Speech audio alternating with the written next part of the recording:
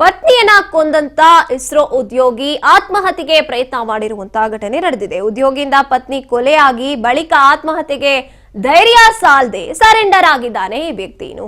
ಪತ್ನಿಯನ್ನ ಸಂಧ್ಯಾ ಶ್ರೀ ಅಂತ ಪತ್ನಿಯ ಹೆಸರಾಗಿರುತ್ತೆ ನಾಗೇಶ್ವರ್ ರಾವ್ ಕೊಂದಿರುವಂತದ್ದು. ಅನಾರೋಗ್ಯದಿಂದ ಡಿಪ್ರೆಷನ್ ನಿಂದ ಬಳಲ್ತಾ ಇದ್ದಂತ ನಾಗೇಶ್ವರ್ ಈ ರೀತಿಯಾಗಿ ಕೃತ್ಯವನ್ನ ಎಸಗಿರುವಂತದ್ದು. ತಾನು ಸತ್ರೆ ಪತ್ನಿಯನ್ನ ಯಾರು ನೋಡ್ಕೋತಾರೆ ಅಂತ ಆತನಿಗೆ ಆತ್ಮಹತ್ಯೆ ಮಾಡಿಕೊಳ್ಳುವಂತ ಗೀಳು ಹತ್ತತ್ತೆ. ಆಗ ತಾನು ಸತ್ರೆ ಪತ್ನಿಯನ್ನ ಯಾರು ನೋಡ್ಕೋತಾರೆ ಅಂತ ಪತ್ನಿಯನ್ನ ಮೊದಲು ಕೊಂದು ಆತ್ಮಹತ್ಯೆಗೆ ಧೈರ್ಯ ಸಾಲದೆ ನೆರೆಯವರಿಗೆ ಕರೆ ಮಾಡಿರ್ತಾನೆ ಈ ವ್ಯಕ್ತಿ. ಇನ್ನು ಪತಿ ಬೊಮ್ಮೇನಹಳ್ಳಿ ಅಪಾರ್ಟ್ಮೆಂಟ್ ನಲ್ಲಿ ಈ ರೀತಿಯಾದಂತಹ ಕೃತ್ಯವನ್ನ ಮಾಡಿರುವಂತದ್ದು. ಆವಲಹಳ್ಳಿ ಪೊಲೀಸ್ ಠಾಣೆಯಲ್ಲಿ ಅಂತ ಒಂದು ಪ್ರಕರಣ ನಡೆದು ಪ್ರಕರಣ ಕೂಡ ದಾಖಲಿಸಿಕೊಂಡಿದ್ದಾರೆ. ಇನ್ನು ಆರೋಪಿಯನ್ನ ವಶಕ್ಕೆ ಪಡೆದಿದ್ದಾರೆ ಪೊಲೀಸರು.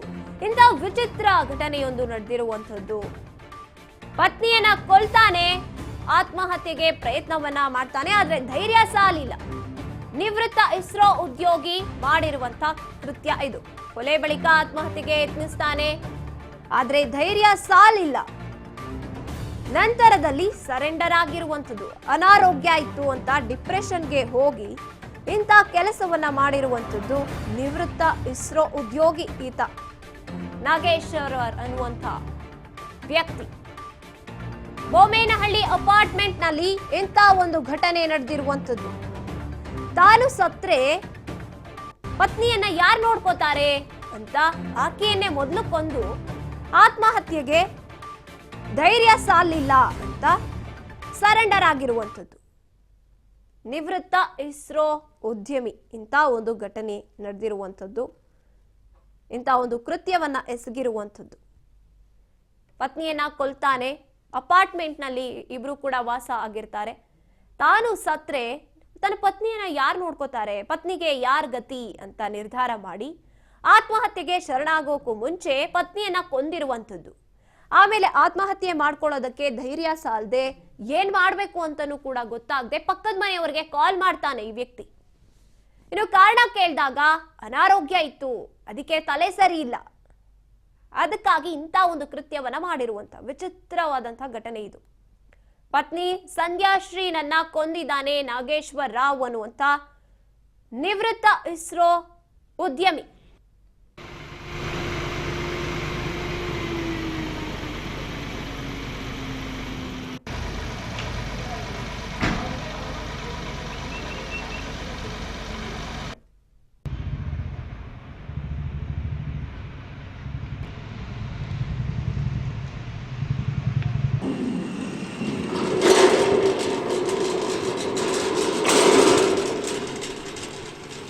ನಿವೃತ್ತ ಇಸ್ರೋ ಉದ್ಯಮಿ ಮಾಡಿರುವಂತ ಕೃತ್ಯ ಇದು. ತನ್ನ ಪತ್ನಿಯನ್ನ ಕೈಯಾರೆ ಕೊಂದಿರುವಂತದ್ದು.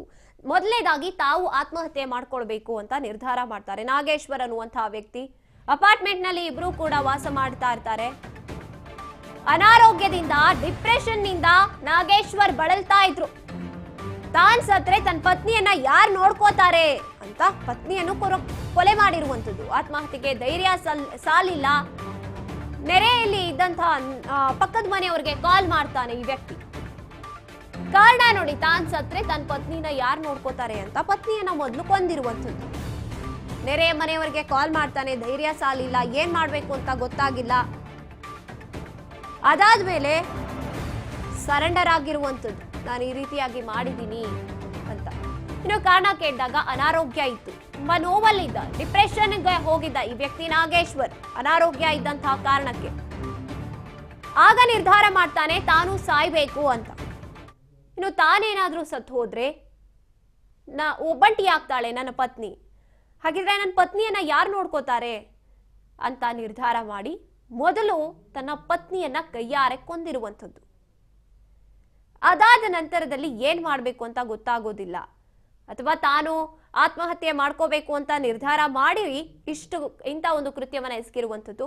ಆತ್ಮಹತ್ಯೆ ಮಾಡ್ಕೊಳ್ಳೋದಕ್ಕೆ ಧೈರ್ಯ ಸಾಲಿಲ್ಲ.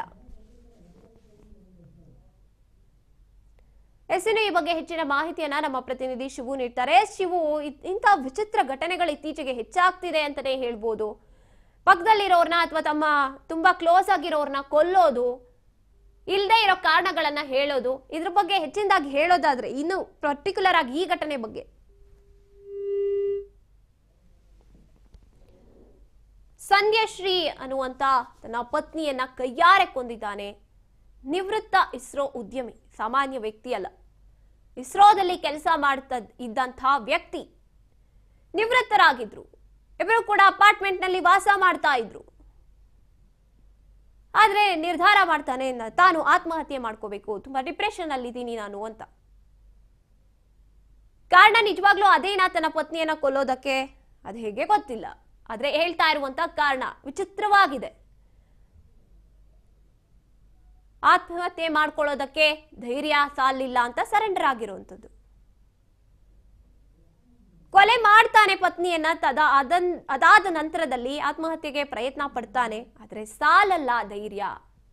ಅಕ್ಕಪಕ್ಕದಲ್ಲಿ ಇದ್ದಂಥವ್ರಿಗೆ ಕರೆ ಮಾಡೋದು, ಈಗೆಲ್ಲ ಮಾಡ್ಬಿಟ್ಟಿದೀನಿ ಅಂತ.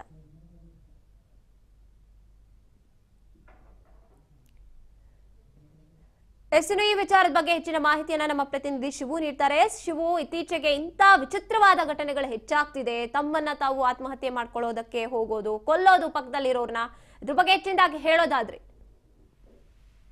ಗಾಯತ್ರಿ, ಏನು ಈ ಒಂದು ಘಟನೆಯನ್ನ ನೋಡೋದಾದ್ರೆ ಖಂಡಿತವಾಗ್ಲೂ ಇಸ್ರೋನ ಉದ್ಯೋಗಿ ಏನಿದ್ದಾರೆ, ನಿವೃತ್ತ ಉದ್ಯೋಗಿ ಏನಿದ್ದಾರೆ, ಆ ನಿವೃತ್ತ ಉದ್ಯೋಗಿ ನಿಜಕ್ಕೂ ಕೂಡ ಅವರ ಹೆಂಡತಿಯನ್ನ ಯಾಕೆ ಸಾಯಿಸಿದ್ರು ಅನ್ನುವಂಥದ್ದೇ ಒಂದು ದೊಡ್ಡ ಕ್ವಶನ್ ಮಾರ್ಕ್ ಆಗಿತ್ತು. ಅವ್ರಿಗೆ ಅವ್ರ ಹೆಂಡತಿಯನ್ನ ಮೊದಲಿಗೆ ಒಂಟಿತನ ಕಾಡ್ತಾ ಇತ್ತು. ಇಬ್ಬರೇ ಇದ್ರು, ಗಂಡ ಹೆಂಡತಿ ಇಬ್ಬರೇ ಇದ್ರು ಅಪಾರ್ಟ್ಮೆಂಟ್ ನಲ್ಲಿ ಅನ್ನುವಂಥದ್ದು. ಒಂಟಿತನ ಕಾಡ್ತಾ ಇದ್ದಿದ್ರಿಂದ ಡಿಪ್ರೆಷನ್ಗೂ ಕೂಡ ಹೋಗಿದ್ರು. ಡಿಪ್ರೆಷನ್ಗೆ ಹೋಗಿದ್ದರಿಂದಾಗಿ ನಾವಿಬ್ರು ಸಾಯ್ಬೇಕು ಅಂತ ತೀರ್ಮಾನ ಮಾಡಿದ್ವಿ. ಮೊದಲಿಗೆ ನಾನೇ ಸಾಯೋಣ ಅಂತ ಅನ್ಕೊಂಡಿದ್ರೆ, ಇಲ್ಲ ನಾನ್ ಸತ್ ಮೇಲೆ ನನ್ನ ಹೆಂಡತಿ ಏನಾಗ್ತಾಳ ಅನ್ನುವಂಥದ್ರಿಂದಾಗಿ ನಾಗೇಶ್ವರ ರಾವು ಮೊದಲಿಗೆ ಹೆಂಡತಿ ಸಂಧ್ಯಾಶ್ರೀಯನ್ನ ಸಾಯಿಸುವಂಥದ್ದು, ಟವಲ್ನಿಂದ ಕುತ್ತಿಗೆ ಬಿಗಿದು ಸಾಯಿಸಿ ನಂತರ ಆತ್ಮಹತ್ಯೆಗೆ ಯತ್ನೆ ಮಾಡ್ತಾರೆ. ಆತ್ಮಹತ್ಯೆಗೆ ಯತ್ನೆ ಮಾಡಿದಂತ ವೇಳೆಯಲ್ಲಿ ಭಯ ಆಗುತ್ತೆ. ಆಗ ಅವರ ಫ್ರೆಂಡ್ ಫೋನ್ ಮಾಡ್ತಾರೆ. ಆ ಫ್ರೆಂಡು ಪಕ್ಕದ ಡಾಕ್ಟರ್ ಫೋನ್ ಮಾಡಿದಾಗ ಡಾಕ್ಟರ್ ಕೂಡ ಇಮಿಡಿಯೇಟ್ ಆಗಿ ಈ ರೀತಿ ಒಂದು ಘಟನೆ ಆಗಿದೆ, ಅವಲಹಳ್ಳಿಯ ಒಂದು ಬೊಮ್ಮೇನಹಳ್ಳಿ ಅಪಾರ್ಟ್ಮೆಂಟ್ ಒಂದರಲ್ಲಿ ಈ ರೀತಿಯಾಗಿ ನಾಗೇಶ್ವರ ಅಂತಕ್ಕಂಥ ವ್ಯಕ್ತಿ ಅವರ ಮಿಸಸ್ ಅನ್ನ ಈ ರೀತಿ ಕತ್ತಿಸಿ ಕೊಂದಿದ್ದಾರೆ ಅನ್ನುವಂಥದ್ದು ಹೇಳ್ತಾ ಇದ್ದಾರೆ ಅಂದಾಗ ಪೊಲೀಸರು, ಅವಲಹಳ್ಳಿ ಪೊಲೀಸರು ಸ್ಥಳಕ್ಕೆ ಬರ್ತಾರೆ. ಸ್ಥಳಕ್ಕೆ ಬಂದಾಗ ಈ ಒಂದು ಘಟನೆ ಗೊತ್ತಾಗುವಂಥದ್ದು. ಈಗ ನಾಗೇಶ್ವರ ರಾವ್ 72 ವರ್ಷ ವಯಸ್ಸು ಅಂತ ಹೇಳಲಾಗ್ತಾ ಇದೆ. ಅವರನ್ನ ಈಗ ವಶಕ್ಕೆ ಪಡ್ಕೊಂಡಿದ್ದಾರೆ ಅವಲಹಳ್ಳಿ ಪೊಲೀಸರು. ವಿಚಾರಣೆ ಮಾಡಿದಂತ ವೇಳೆಯಲ್ಲಿ ನಮ್ಗೆ ಖಿನ್ನತೆ ಇತ್ತು, ನಮ್ಗೆ ಒಂಥರ ಬೇಸರ ಆಗ್ತಿತ್ತು, ಒಂಟಿತನ ಜೀವನ ಮಾಡ್ತಾ ಇದ್ವಿ, ಹಾಗಾಗಿ ಇಬ್ರು ಸಾಯೋಣ ಅಂತ ತೀರ್ಮಾನ ಮಾಡಿದ್ವಿ ಅನ್ನುವಂಥದ್ದನ್ನ ಒಂದ್ ಸರ್ತಿ ಹೇಳಿದ್ರೆ, ಇನ್ನೊಂದ್ ಸರ್ತಿ ನನ್ನ ಹೆಂಡತಿ ನನ್ಗೆ ಕುತ್ತಿಗೆಗೆ ಬಿಗಿದು, ಟವಲ್ನಿಂದ ಕುತ್ತಿಗೆಗೆ ಬಿಗಿದು ಸಾಯಿಸೋದಕ್ಕೆ ನೋಡಿದ್ರು.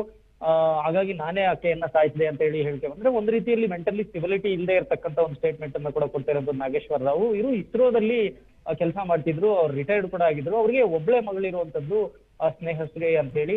ಅವಕ್ಕೆ ಈಗ ಅಮೆರಿಕಾದಲ್ಲಿದ್ದಾರೆ. ಅಮೆರಿಕಾದಲ್ಲಿ ಇರುವಂತ ಮಗಳಿಗೆ ಮಾಹಿತಿಯನ್ನು ಕೂಡ ಕೊಟ್ಟಿರುವಂತದ್ದು ಅವಲಹಳ್ಳಿ ಪೊಲೀಸರು. ಸದ್ಯಕ್ಕೆ ಈಗ ಮೃತದೇಹವನ್ನ ಆಸ್ಪತ್ರೆಗೆ ಪೋಸ್ಟ್ಮಾರ್ಟಮ್ಗೆ ರವಾನಿಸಿದ್ದಾರೆ ಅವಲಹಳ್ಳಿ ಪೊಲೀಸರು. ಈಗ ಮಗಳು ಬಂದ ಮೇಲೆ ಅವರು ಏನಾದ್ರು ದೂರು ಕೊಡ್ತಾರಾ ಅಥವಾ ಯಾವ ರೀತಿಯಲ್ಲಿ ಇದನ್ನ ಕೇಸ್ ತೆಗೆದುಕೊಂಡು ಹೋಗ್ಬೇಕು ಅಂತ ಹೇಳ್ತಾರೆ ಅಂತ ಮಾಡಿದ್ರೆ, ಸದ್ಯಕ್ಕೆ ಈಗ ಅವ್ರನ್ನ ಅರೆಸ್ಟ್ ಮಾಡ್ಕೊಂಡು ಆ ಒಂದು ದೂರ್ನ ಏನ್ ಮಗಳು ಕೊಡುವಂತ ದೂರಿನ ಮೇಲೆ ಅವ್ರನ್ನ ಪೋಸ್ಟ್ ಮಾರ್ಟಮ್ ಮಾಡೋ ಕೆಲಸವನ್ನ ಮಾಡ್ತಾರೆ ಅವಲಹಳ್ಳಿ ಪೊಲೀಸರು. ಗಾಯತ್ರಿ, ಧನ್ಯವಾದ ನಿಮ್ಮೆಲ್ಲ ಮಾಹಿತಿಗಾಗಿ ಶಿವು.